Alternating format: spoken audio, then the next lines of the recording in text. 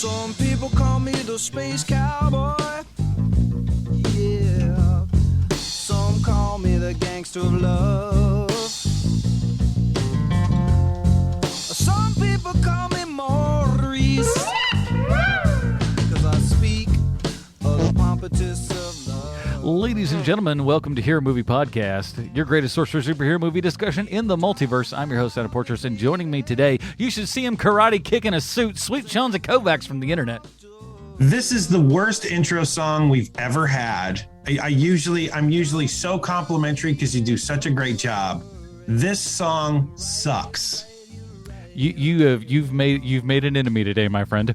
And the intro I wrote last week is good enough for this week. So he's still anime dad, Bruce Leslie. I'm a prickly pear, and my drip game is on point. Oh, he's dripping all over the place. We got to get some towels over here. It's disgusting.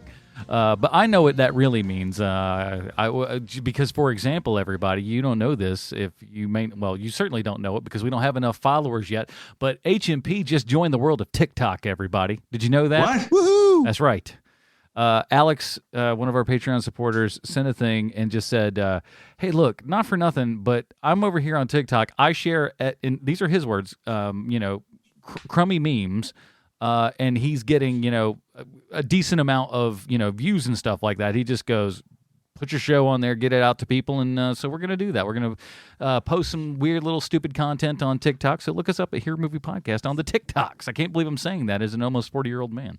But here we are. You should use the terrible music that you intro our show with to make a TikTok. You should make the space cowboy dance. I will. Oh, yeah. I did a dance on TikTok that went viral with it, Okay, first and foremost. Did it actually go viral?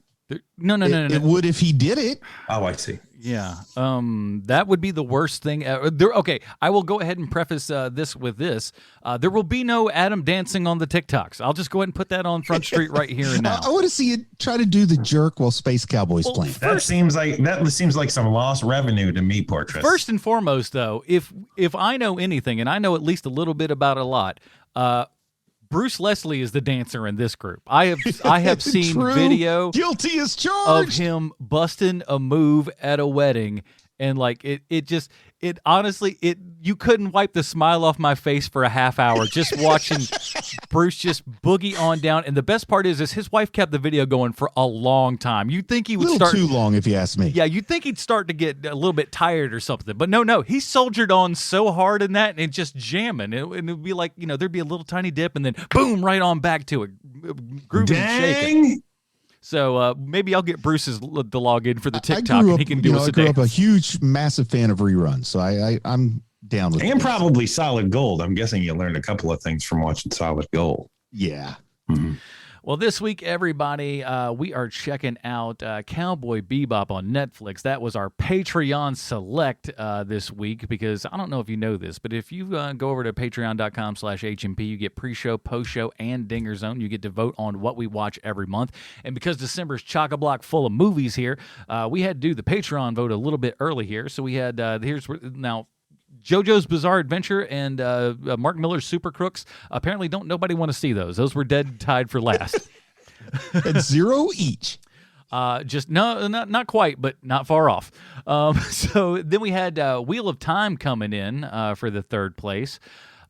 Fourth place was hotly contested. Only a couple of votes separate Arcane, League of Legends, and Cowboy Bebop live action. But Cowboy Bebop won out just by the skin of its teeth over here. So we're going to be talking about the first two episodes of Cowboy Bebop this week. And what better timing to do it as the show has now been canceled? Just like our Jupiter's Legacy podcast. You know what's hilarious is that, seriously, I said the voting ends on Wednesday night, and I don't know if it was Wednesday night or early Thursday when I heard the news. By the way, they've canceled this season. You're like, all right, well, I guess that's that. And I gotta say, Netflix is awful quick to pull that trigger. Like, people don't even have a chance to get around to watching something, and it's already canceled now. I don't get it. It's really, I think it's tough because they put out so much stuff, and it's like if it's not kicking right away, they just go like, no. I don't know how much this show costs to produce. It doesn't look necessarily cheap, but it doesn't look like they spent, Star Wars money on it, I guess. They spent a lot of money on it. we'll talk about all that. But before we do, like I said, we do want to say a big thank you to those patreon.com/HMP supporters, pre-show, post-show, Dinger Zone. You know all the kind of good stuff. This week, we have somebody who's actually been supporting us for a minute, but has not jumped back on, or we have not given him a nickname as of yet, and we toss it to Sweet Shanzi for the ceremony.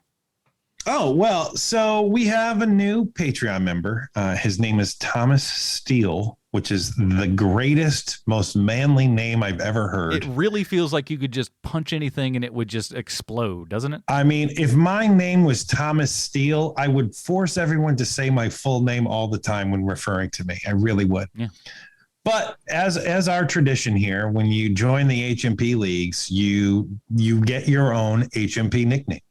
And so, as has been my want to do lately, I research a little bit into the folks' name. And this week, Thomas Steele, I have a very interesting thing that came up with your name, Thomas, which is that there is a stuntman who has the name Thomas Steele, and he's worked on just a bunch of different projects.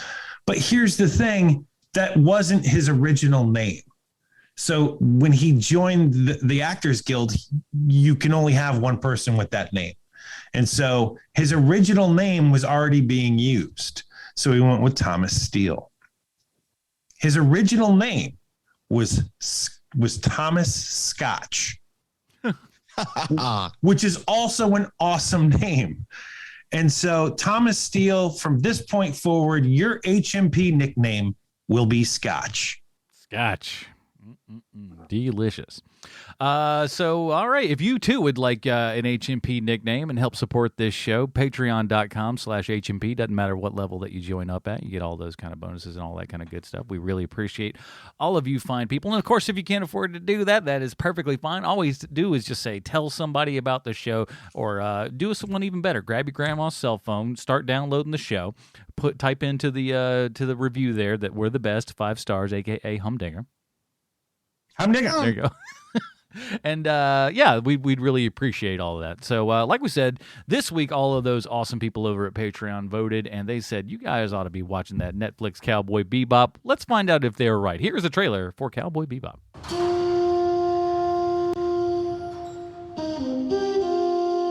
So what brings you back from the dead?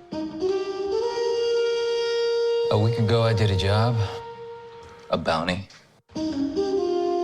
I had a partner, believe it or not. He know what you used to be?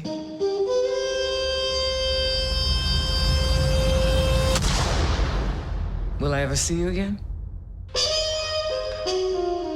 They tried to kill me, Anna. If you need to find me, I go by Spike Spiegel these days.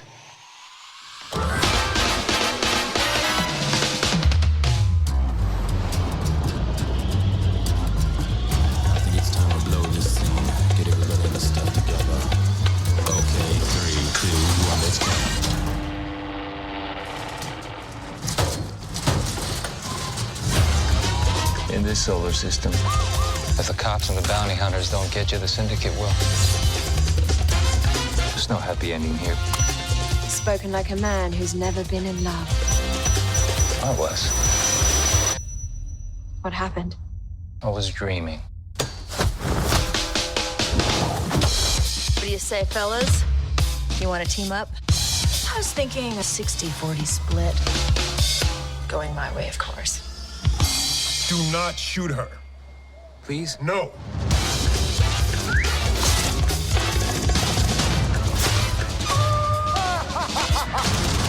What the actual?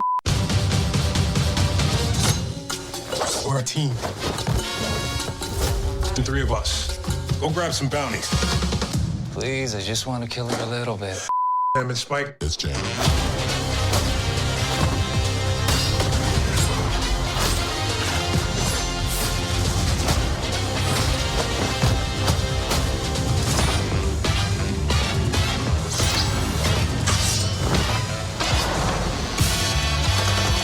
Good guys. Or bad guys.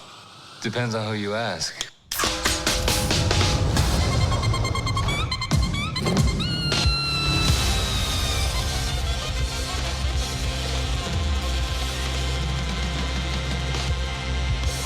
Oh, Alrighty, that was a trailer for Cowboy Bebop. I'll say this, at least the music's on point.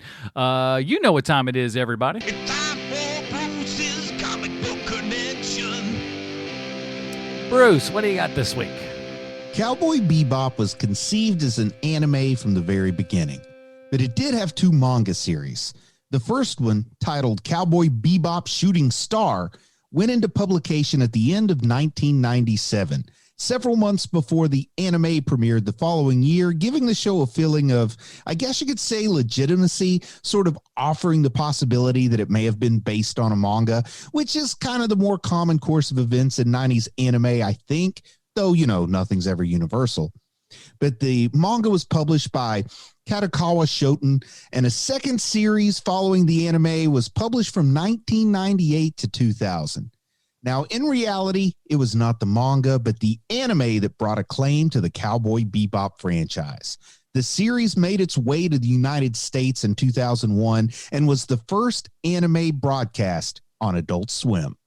And it just so happens if you were a college kid in 2001 and you came home at midnight under the influence of only God knows what kind of mind-altering substance, clicking on Cowboy Bebop just might have been your jam. The atmospheric art and sound with the meandering jazz soundtrack, well, it wasn't in a hurry to get anywhere. It was totally about enjoying the ride. Given this mainstream appeal to the first wave of U.S. millennials, Cowboy Bebop has been called a gateway series for anime. I don't know for certain if it influenced the space western Firefly, but it sure feels like it did to me. So if you like a ragtag group of bounty hunters, including a former hitman, a space cop, and a genetically engineered corgi, well, Cowboy Bebop is definitely an anime worth watching. And speaking of genetically engineered corgis, Adam, do you have a list? I do, because if that comic connection wasn't enough for you, let me sell everybody on this freshly canceled Netflix property, because this show's got everything. We got a live-action anime, that guy from the White Castle movie, jazz, drinking, eyeball drugs, not enough smoking if you ask me. We got the cold black vacuum of space, bad Rocky Horror Picture Show cosplay, Asian Eyes Wide Shut. Speaking of cosplay, we also get one of them shows where the character is always wearing the same thing, so that's always good. Dirty, dirty, dirty clothes. Speaking of wearing, we got a half-naked, half-burned, half-crazy person wearing a giant bear head. Noodle talk, Firefly-level cinematography, not a compliment. Some of the most awkward fights and shooting of fights I've seen in a long time. Kicking, punching, shooting, exploding, space casinos. This show's got everything. Oh, man, we've got a lot to talk about, Adam. Yes, we do. Yeah, it's funny because we talked about this probably off air or something. Probably our Patreon people heard it, but I had mentioned like the week before this show came out, I decided to watch the first episode of the Cowboy Bebop anime. Yes, which may have been a mistake for me because how so? Tell us more about that. Because I enjoyed that anime. Yes, I enjoyed the anime too. It was only one episode, and it was kind of quick, but like I dug the vibe. I kind of saw what they were doing and everything, and all I could think of while watching that before this came out was like, how are they going to do this? See, and I had the same thought. And when you're saying that you think that the fights were sort of poorly choreographed and shot, I thought it was kind of brilliant to bring that anime feel to it. Because it's not something that you could do and look realistic at all. And they were willing to embrace like the ridiculousness in order to love the source material. And some might say they love the source material a little too much. That could be the problem. But I kind of like the atypical appearance of that, particularly that first fight. I mean, that cold opening in the casino, the very first episode, that had won so much goodwill over for me. It took a while before I got a little cool on the show. I have no entry into Cowboy Bebop at all. I knew nothing about it. I mean, literally nothing about it. I'd heard the name before. I knew that it was very popular on Adult Swim, and I'd never gotten around to even seeing a frame of it. So I didn't know I knew nothing about the show. I didn't know that it took place in space. I didn't know that it was bounty hunters. I had no idea. I love the show. Wow. I love it, love it, love it. And there's 3 reasons why. One is this is a natural progression for me from those movies in the mid 2000s, like your 300 or your Sin City. This would be the progression of that. You know, the second Sin City movie, what made that movie so awful was that it was done poorly, but also that there was nothing new. They weren't showing you anything new. Whereas this movie, if they would have made that second Sin City look like this show does, I think that it would have been far more well received than the sequel to Sin City was. If I could interject just for a minute, I love that your review of the second Sin City is, my only criticism is that it was made poorly. Let's move on. Outside of that, perfectly fine. So that's part one. Part two is the music in this show is so amazing. It is the best soundtrack. It hits every little thing that I love. It's a style of music that you don't hear on this type of show, which makes it perfect. And the intro song to the show, I love it so much that I got all of it on Spotify immediately because I just love it so much. So that's part two, because that's the superstar of this show is the music. Yes. Same goes for the anime, in my opinion. And it's the same guy. They brought the same guy back for the show. That's great. That's great. And then the third thing is John Cho himself, because John Cho, my God, that man looks great in that blue suit. He looks fantastic in this show. I keep saying movie. He looks fantastic in this show. And I like him instantly, probably because it's John Cho. I mean, honestly, but he is so different than anything I've ever seen him do before, because he's playing a hipster cool guy, which I really did not expect from this at all. And especially it being John Cho, because he doesn't play that guy usually. And he is fantastic in the show. And I get that if you are a Cowboy Bebop fan and you are and you have seen the live action version of this, I am sure every word that is coming out of my mouth right now, you are just screaming in your car. Wrong. But I don't have any reference. All I have is the show. And so, you know, I watched the two episodes, the two episodes, and I had to pull myself away because I had other things to do. Nice. But I am totally watching the rest of the show. I cannot wait to see the rest of the show. And honestly, my advice, and I think it's still on Netflix, right, Adam? But check out the first two episodes of the anime. Not until I'm done with the live action, because I'm sure it's kind of like reading Jurassic Park after you've seen the movie, because that's the way to do that. After you see Jurassic Park, read the book, because the book is a far better thing than the movie is. Yeah, I did it backwards. I read the book. Well, this is not the Jurassic Park podcast. Not yet. I'm interfering. But that's the theory, is that, you know, because of that, I now know, I'm really enjoying the show. I don't want to have it ruined by something that's vastly superior. So I'm going to wait until I see all the rest of the episodes, and then I'll go backwards. Because my God, man, the mood of this show hit me so perfectly at the right time, where I was just like, man, this is exactly what I'm looking for. And, you know, for me, having recently seen the anime myself, I hadn't seen the anime until, I don't know, around May or something. And one thing that I like about it, like had I not seen the anime, I wouldn't appreciate how much this embraces things from the anime that you'd be very tempted to change for the live action adaptation. So that's like a whole dimension that I enjoy about it, that, you know, that's what I'm saying. Hey, you might just check out the first episode, or at least just check out the intro. Like to the anime, just the intro sequence, and hear the music and see just how much alike it is. It's beautiful. Yeah, at least the way they've done it. For sure, that intro, because they looked at the animated one and go, yeah, we're doing that. We're doing that. That's how the show is. They're like, so how are you going to put your spin on it? Oh, my spin is we're going to try to reproduce it pretty faithfully, but not predictably, and move at a little different pace.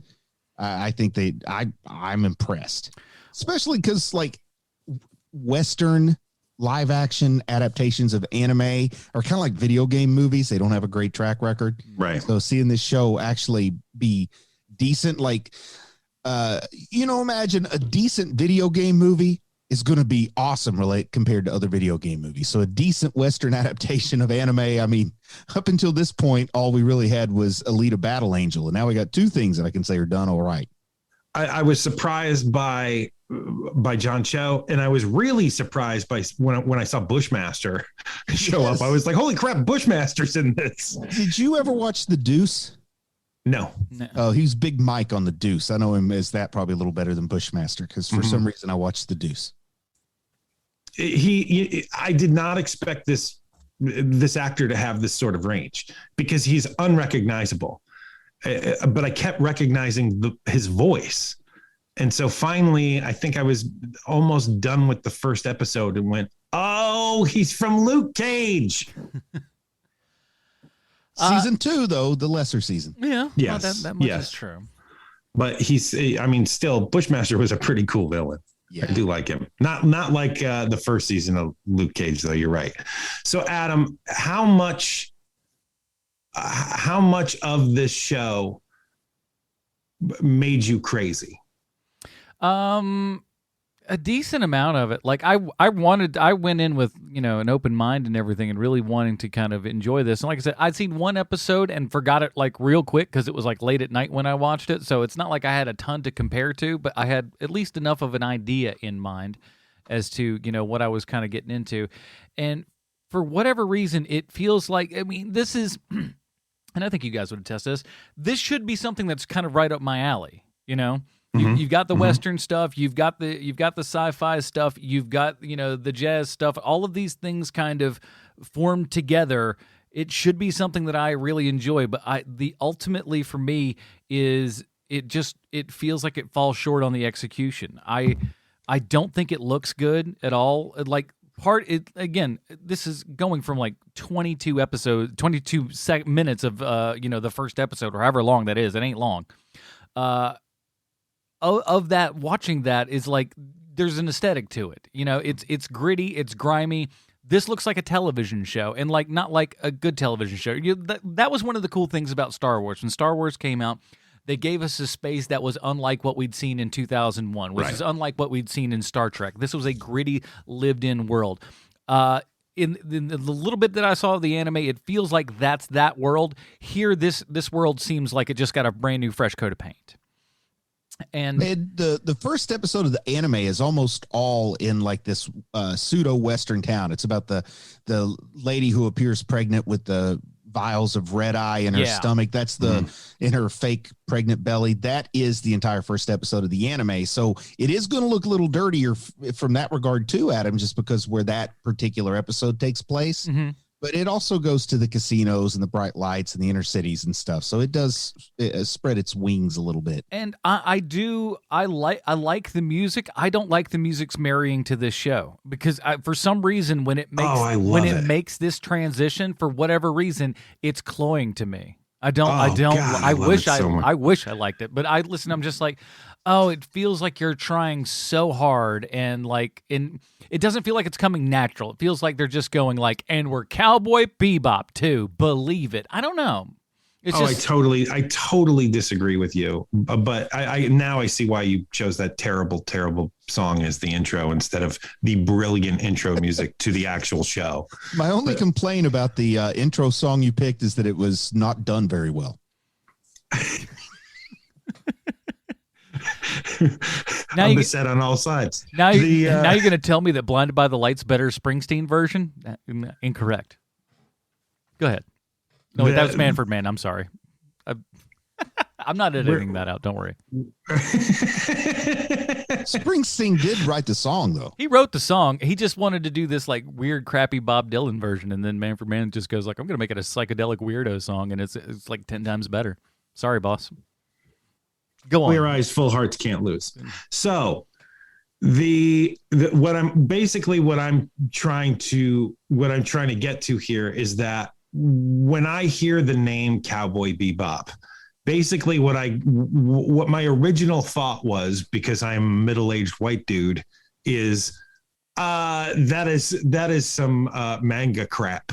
Is literally what was in my head originally. But now I am a full convert to at least the live action show. Maybe something weird will happen and there'll be some sort of weird, crazy mix up when I'm done with the live action and I watch the animated and I hate it. Like that would be so funny. That would be weird. Like you're Boy. the guy who prefers this to the original. Oh, that would be great. Yeah, it's like It's like one guy whose favorite Star Wars movie is Episode 2. exactly. Excuse me, I don't need anything else except more Bad Batch, please. Got a Martez sisters tattoo. So it came as such a shock to me because it literally is about the mood of the whole thing, and it's not real. I mean, the story is the story also, but it's far more about the mood than it is about the story, which I really enjoy. I very much enjoyed watching. And there's stuff in it that is like a little bit like, had me at times going like, the reason why Loki's tech looks like Loki's tech is because it comes from all parts of time. Like what you guys are doing, like there's no reason for what you have. And my concern about the show is my concern about moving forward when it comes to stuff like this is that because Loki is such an interesting look, the way that that everything is designed on that show, that we're going to be seeing more and more of that because it's so different than anything else we had seen, except for maybe Brazil, 30 years ago. Yeah. And so I'm interested to see if this trend continues, because clearly I understand that this is the tech that's probably on the cartoon also, but there is absolutely a Loki influence on the design of the show. I see that. Yeah, there's no doubt about that. Yeah. And so, there has to be a reason for it. That's my only complaint. There should be a reason for it. Loki, there is a reason why the TVA looks the way it does. It's because it's out of time. It's what makes it so interesting. Anyway. Well, a lot of choices were just purely aesthetic choices. Yeah. Like the name in there, Bebop. I don't necessarily know enough to explain like what sets bebop apart from other parts of jazz, but just think a lot of it's just about jamming. Like we're not playing a song, we're playing a mood. And that's kind of what the show does sometimes, is play a mood. Yep. It's like Sunday afternoon, you're going along for the ride, not for the destination. Yeah. And what did you guys think of John Cho here? He impressed me. I had set my expectations low. Mm-hmm. But for me, when it comes to Spike Spiegel, it really came down to the hair. I think he nailed the hair. So, and he clearly has affection for the character. It's not just a paycheck. At least it didn't come across that way on screen. Yeah. Yeah, I think I agree with those statements. However, I didn't care for it. And I like John Cho. I like John Cho a lot in the majority of his movies. I even saw that one where he's like on the computer trying to find his kid and all that kind of stuff. Pretty decent flick, by the way. I forget the name of it, though. Bad name, but good movie. Dark Web. Computer Kid. No, what? No. Definitely wasn't. Daryl. Unfriended. No. There's a lot of movies that were like that, but it's, shucks, I don't remember. Anyways, but I'm a fan of his, and as much as I like him, I don't buy him in this character in the least. I want to buy that kind of, cool sort of, Han Solo vibe that you're supposed to be getting. And I don't get it at all. I don't think that he's supposed to be Han Solo at all. I'd say he's closer to Deckard than Han Solo. Okay, but he's funner than Deckard is for sure, though. He's more of a Dash Rendar. Am I right, guys? Yeah, definitely. But I don't know. He's supposed to have. I wish I could tell you what exactly it is. I can't quite put my finger on it, but I just don't. I know that he's invested in the character and is invested in giving us a good performance. For my taste, I don't like what it is, and I wish I could point it out and give you a darn good reason. Is it because you just don't buy John Cho as an anti-hero? Is that what it is? Like like I said, I wanted to see him do something, and like I guess now I'm kind of thinking about it. Maybe I just need kind of a we need to lean either more towards in kind of like he's more of a screw up and everything, who doesn't quite know what's going on, so it needs to be like perhaps a little bit lighter, or needs to be a little bit more serious. It's like it's in a weird middle ground that I don't really see it, working out one way or the other. Here's the vibe I'm kind of getting from you, Adam, and Sean, tell me if you're picking this up too, but I think something didn't set with you early on, and then you just were a little bit hypercritical from then on out. Like if you get a Band-Aid in your appetizer, I don't care how good the entree is, you're going to complain about it. So I feel like something kind of hit you right up front, and then you just were not down for it. I think a lot of it really has to, come off with the casino scene, because like there are elements of it that I'm okay with, but there are overall, like I said, I don't like the cinematography in this show. I don't think it looks good. I think it has that like Janusz Kaminski, like too hot of a headlight, behind you and everything, just like creating just the weirdest head halos and stuff that have ever been put on people. There's so much of that stuff going on. It's far too clean, and I think the fight scenes are horribly shot. I don't like any of it. I love them. They're so atypical to me. Yeah, they're atypical, but they look like garbage. It's like if you were atypical and like in the choreography looked like it was quite on point. It looks like these are practice videos. It doesn't look like they worked it out as well as they could, or at least they need to cover that with the camera. Yes. I think it's stylistic enough that it's going into the point where it's a matter of taste. Yes. Like, I don't think it's incompetent. I don't think it's bad what they were doing. They intended it to look the way it looked. So I think it just comes down to a matter of like, you don't like it or you do like it. But I think it's more a matter of taste than like saying. I totally agree. Now with the over the top elements, I got no problem with that. That's I wish that was a thing, that because when in a Robert Rodriguez movie someone gets shot with a gun and flies 10 feet backwards, I'm all for it. That kind of stuff I don't care about. If you want to do fantastical things are a little bit over the top. I'm just saying that there are a lot of just like what I would just ultimately call really bad coverage. Bad coverage and bad editing. But so much of it would have probably mirrored the storyboards from some of the fights in the anime. And like some of that was to save a little bit of animation cost, but like you'll have a strike that rather than being animated, it's really a still that they just zoom in on, and you dwell on it for a minute. And you see a lot of that, like hand to hand, and they dwell on it and zoom in just like they would with the anime. And that is where I'm saying maybe it was a little too in love with the source material for some people, but I got a kick out of that. Yeah, I like it. And when he kicked the coin, I mean, come on, that was just pretty cool. I'm fine with that. It's also it's something that we don't see. That's why. That's what I'm getting at. It's atypical, and how many more hallway fights did we need to see 3 or 4 years ago? Right. So to me, it's cool to see something a little late. And there's been so many fight scenes over the years that it's hard to find a new spin on it. I kind of enjoyed it. Me too. Totally did. I also think that the pacing of the show, because you guys keep talking about how the anime is slower pace. Here's what I'll say is the anime, it's 22 minutes per episode. So 60 minutes of the show and 60 minutes of the anime cover the same amount of material, but because you're on episode 3 in the anime, it feels like it's paced slower when you're still at the end of episode 1 on the live action. Does that make sense to you? Yeah. Like if you look at it, it's probably about the same pace per minute. But, when you have it broken up with an intro, an opening, and a closing, and then maybe a little bit of time in between, it feels slower paced, but it's probably about the same.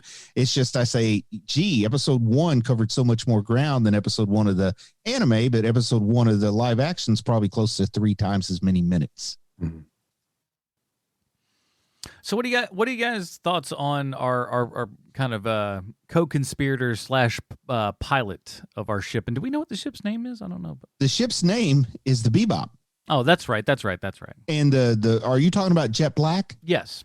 Yeah, Jet Black. A name that a person writing a story in Japan would be more comfortable using probably than someone in the U.S. I don't know. That's a pretty good name. I like as far as names go. I'm like, that's pretty good.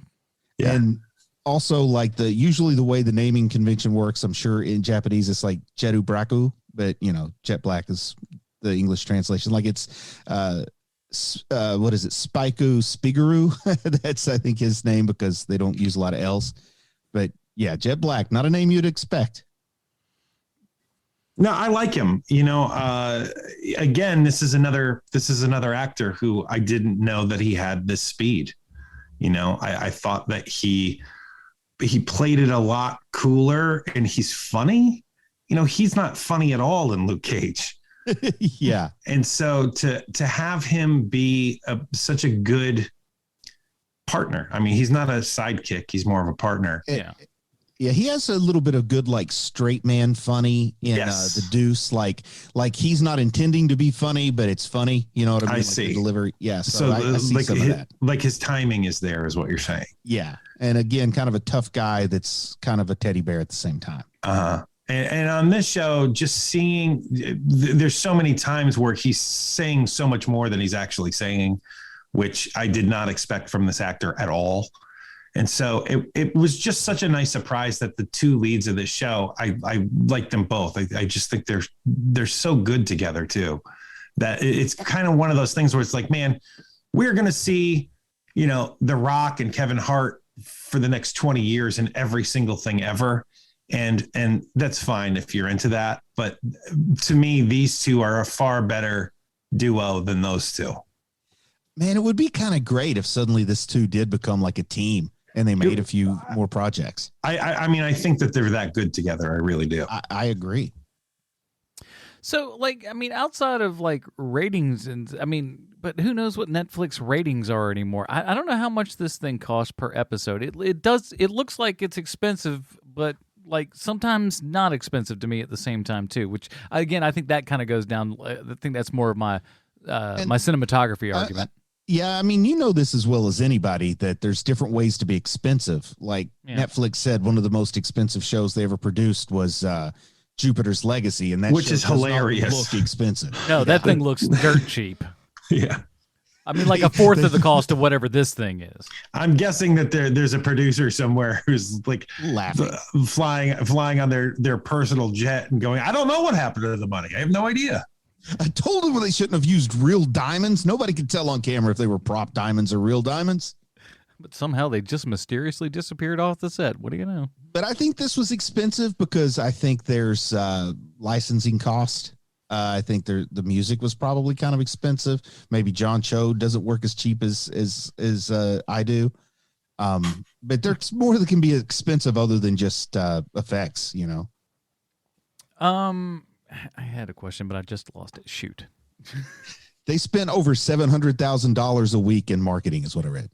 Well, I can also tell you that the amount of producers on this show is absolutely ridiculous. There's 28 producers on this show. Grief. They're probably going to have 3 producers at every point because they're probably contractually obligated to cut in both the Japanese language and English language anime on top of the people really doing the job. Yeah, so I bet you they have say a triple set of producers. That sounds right. I wouldn't be surprised. But that's where your money went. I mean, honestly, you got 28 different people who are producers on this show. That is a whole lot of money to divvy out. That's probably why they also cut ties. Is that there's somebody that they don't want to work with anymore. Netflix doesn't want to work with anymore. And they're like, you know what? We're not dealing with this guy anymore. Can I make a bold prediction about what I think happened and is a big part of why this got canceled? I would love to hear it. I don't know what Netflix paid to get the anime, but I'm guessing it was less than what it cost to produce this show. And I'm going to guess the anime probably got 3 watch hours for every watch hour the live action show got. And they're like, why did we make a live action show and we could have just gotten all these views with this existing anime? That's what I'm guessing. Why don't we just keep this anime? I mean, for heaven's sake, people, the Netflix All Office was a thing that people kept watching all the time. Why? Netflix has made, or they've gone into plans to make season 2s of animes that are like 10, 11 years old. So they may actually say, instead of making a season 2 live action, let's make a season 2 of this anime 20 years later. That is a question that I had because I didn't really know. How long did the anime go on for? I think it was 26 episodes. Just 26, really? It's because I'd heard so much about it for so many years. You'd think it was like one of these, One Piece thing that's been on since the 90s. You know what I mean? One Piece is One Piece might have even started in the late 80s. Yeah, One Piece exactly. is like Simpsons level. It's one of those that's Simpsons ridiculous level. old. Yeah. But no, man, I don't know that you call it one season. It was just 26 episodes. They weren't all let out in a regular fashion. I think it was about 4 or 5 episodes would get dropped at a time. Yeah, that sounds So like you can like think what of those Adult as Swim like- would do. Yeah. Yeah. Well, this is in 98 in Japan. Oh. Whatever when Adult Swim got it, it was complete. But, in Japan, it was like it would come out in sessions, I think. So maybe 5 or 6 until they had 26 episodes. And then they did a movie in 2001. And then that was it. You ever have that? Yeah, I'm sure everybody's seen the meme here. Anime, manga, anime, Netflix adaptation. Okay. I'm on the record. That is Chris Elvin's favorite meme in the world because he hates Netflix. He loves anime and manga. And yes, those memes, man, there are thousands of them out there, I think, at this point. Oh, yeah. And if you haven't seen these memes, Sean, here's what I'll try to describe it. So it would say, the manga, and it would have a picture of a guy and it's in black and white. Most manga's in black and white, but a guy in a trench coat with like a robot arm, if we're talking about like Jet Black here. Mm-hmm. And then it would say, here's the anime, and it would have a picture from the anime. The guy's in a red trench coat with a robot arm. And then it would say, here's the Netflix adaptation, and it would be like a red plastic lawn chair. Only one of the legs has been replaced with a wire coat hanger. Like, that's good. The progression. That's good. They're beautiful. They're beautiful. So I'm guessing that this doesn't quite fall in that particular category for you guys. Not for me. Because I was just like, I don't know. And here's the thing. Honestly, with both of you, especially Sean, liking this, I'm willing to go and give more chances for it. And like I said, who amongst us hasn't watched a movie or a TV show or something at some point, maybe been in a mood, and then like it just kind of, you didn't even know that was what was going on, but somehow it's just like, oh, that just kind of, it just got ruined somehow, and it wasn't anything that was, maybe particularly in your mind. That's all I'm thinking here. Because you guys seem to like it. I like I said, I wanted to like it, but it just didn't quite hit for me. And like I said, I might try it more just on account of you guys liked it as much. And I'm willing to learn. I'm willing to stretch my wings and fly. And I dropped that meme I was describing to you into the chat there. Oh, very good. Thank you. But yeah, for me, I wanted to like it a lot more than I did, I guess. But yeah, I could tell. Yeah. But okay, so here's what I want to do, because I think that there's a decent enough chance that we could, do some more of these. I want to go ahead and get Sean to shoot his shot here and tell us what he thinks is going to happen, and then we'll compare and see where we finally land at the end. What are you asking me? You're asking me where the plot progresses? Yeah. to? What would you like to see this show do? What would excite you?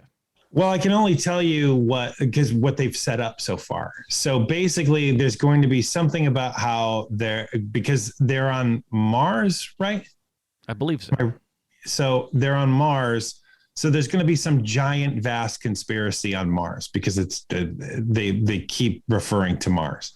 So there's that. I think also that there's going to be something with the girlfriend that was taken away and is now the girlfriend of our main baddie.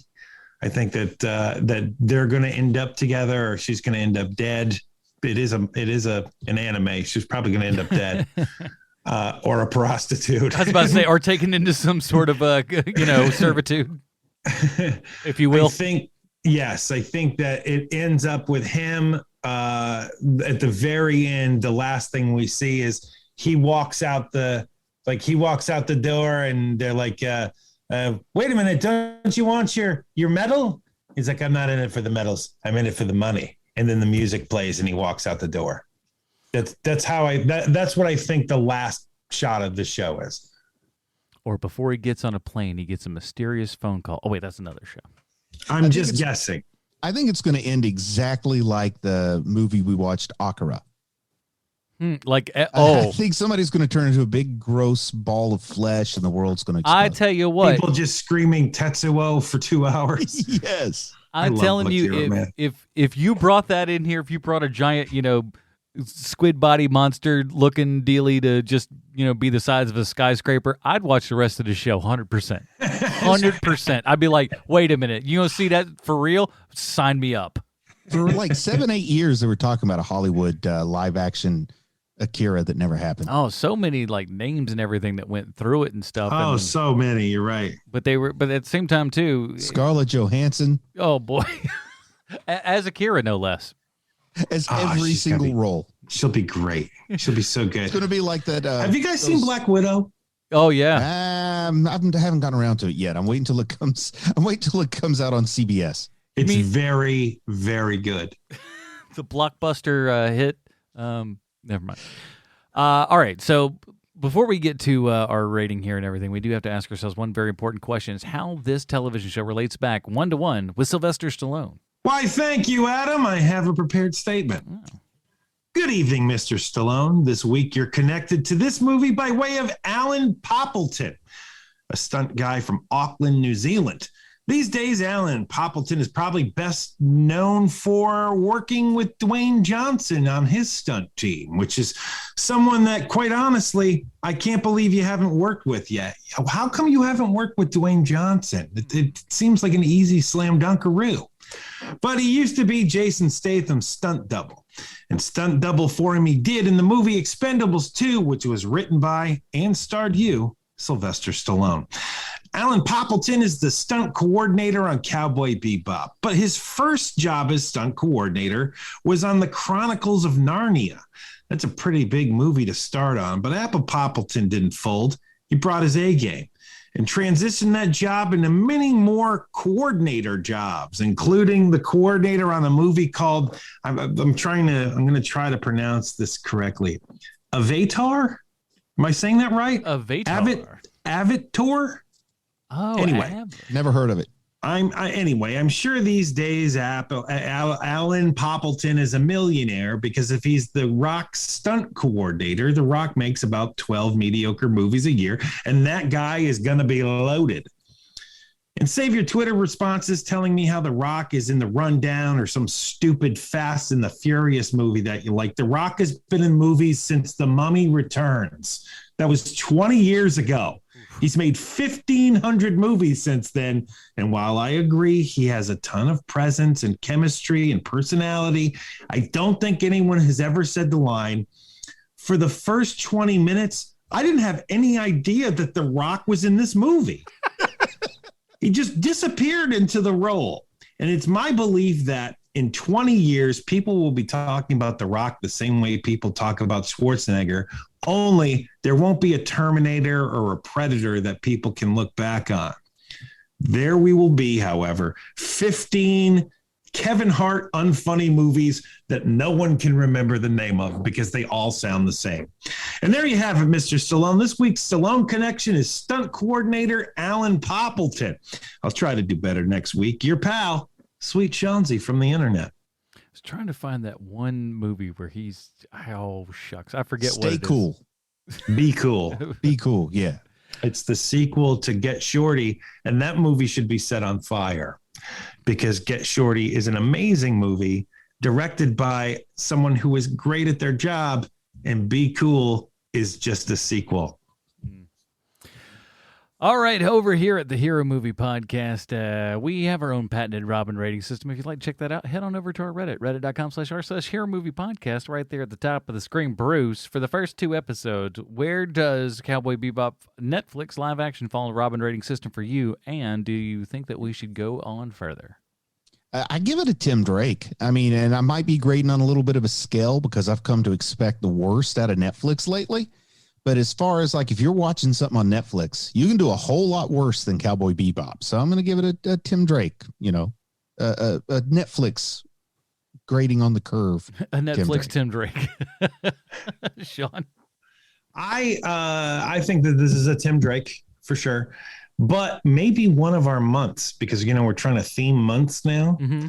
Maybe one of our months is March back month, like March back month. Where we like go back and see things that we didn't finish at, or only maybe we saw an episode or two of, because watching the rest of Cowboy Bebop and throwing that and March is a pretty good idea. Anyway, it doesn't have to be March, but whatever.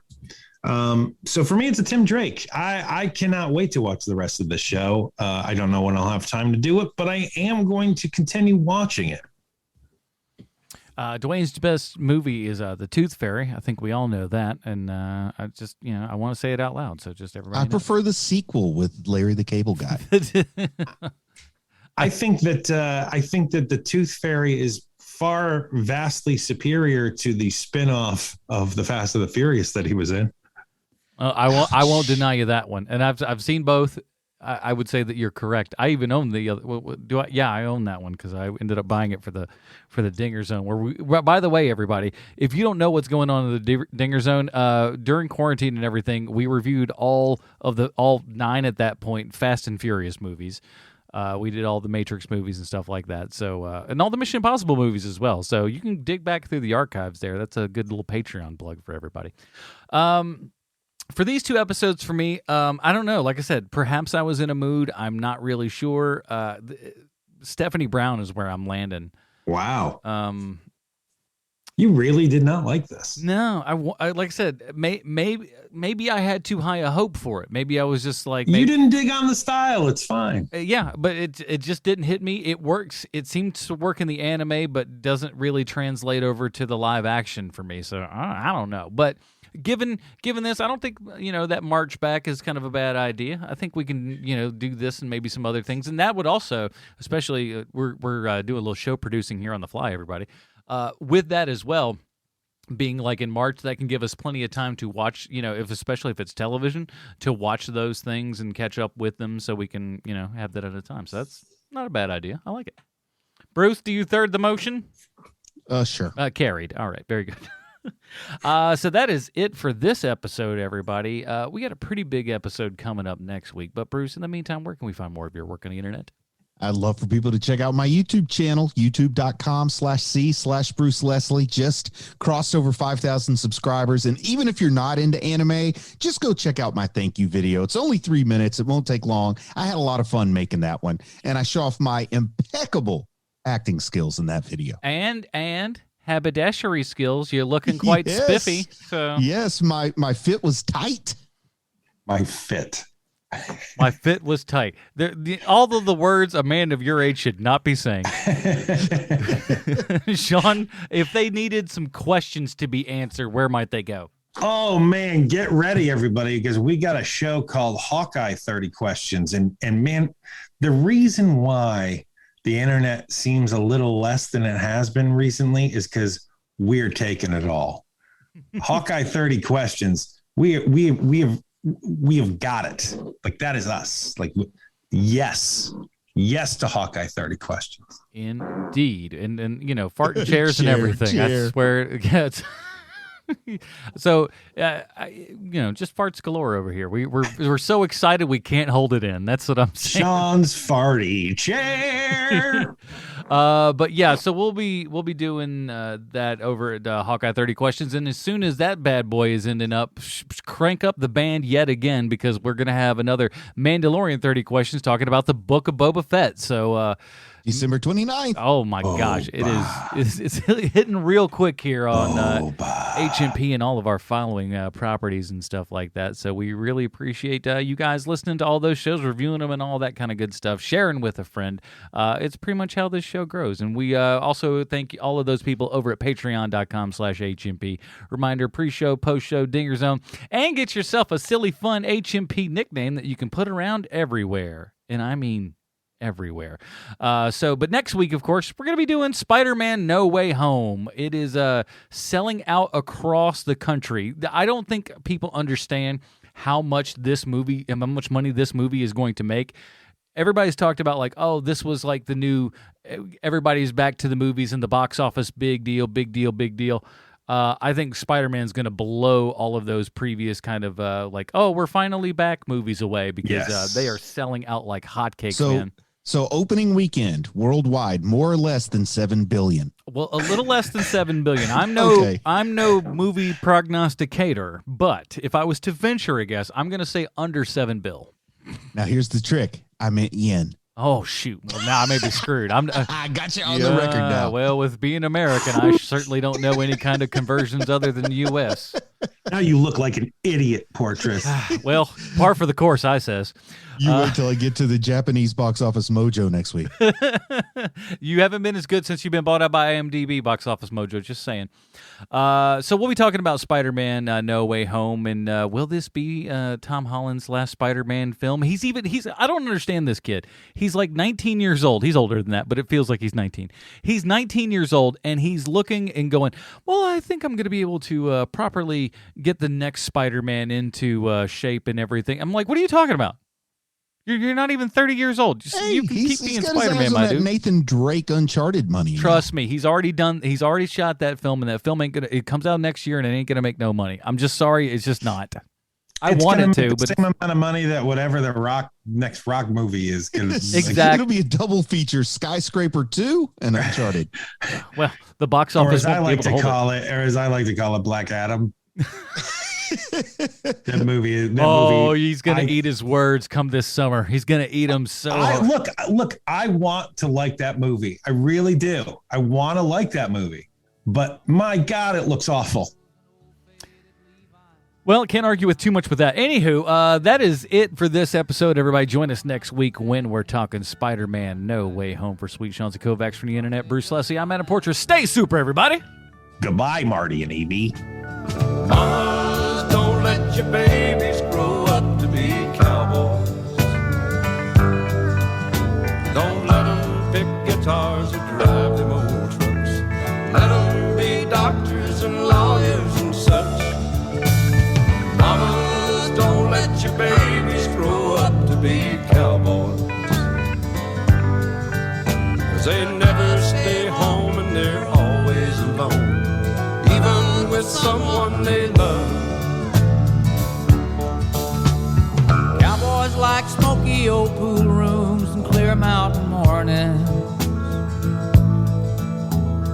Little warm puppies and children and girls of the night. Them that don't know him won't like him, and them that do sometimes won't know how to take it. He ain't wrong, he's just different, but his pride won't let him do things to make you think he's right. Mama, don't let your babies grow